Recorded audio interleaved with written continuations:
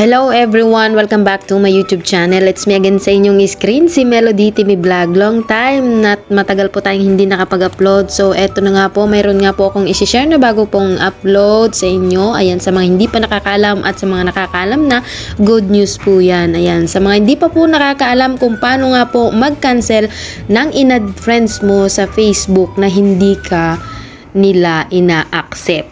So, ito yung way mo para makancel mo yung mga na-add friends mo sa iyong Facebook.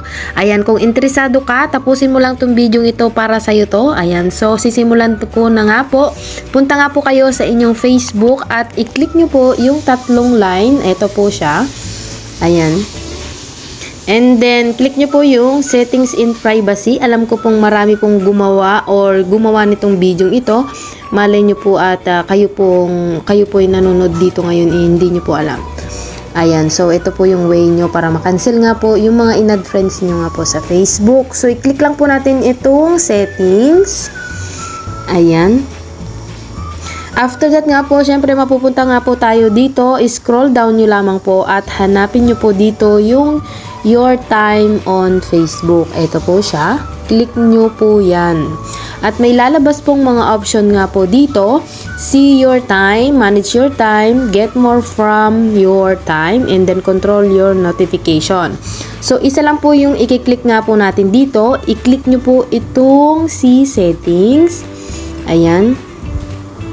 And then, may option pong dalawa dito. Ang i-click nyo po yung friends on Facebook. Click nyo po ninyo yan. After that nga po, makikita nyo po dito yung mga nag-request po ng friends sa inyo. Nasa sa inyo po yan kung i-confirm nyo po or i-delete. Ayan. So, ang hinahanap nga po natin dito yung mag-cancel nga po ng mga in-add natin na friends na hindi tayo in-accept. So, i-click nyo lamang po yung see all para lalabas po lahat. And then, i-click nyo po yung tatlong dot na nakikita nyo po dito sa taas. Ayan. And then, click nyo po yung view set request. Click nyo po ninyo yan. And then, boom! Andito po yung mga sinet or nag-request tayo ng friends sa kanila. So, makikita nyo po dito 26 or ilang days, ilang year. So, inaamag na po yung friend request natin. Hindi pa tayo na-accept. May 1 year, 3 years. Ayan. So, may 5 years pa. Ayan. So, 3 years, 4 years. Ayan. Makikita nga po natin yan.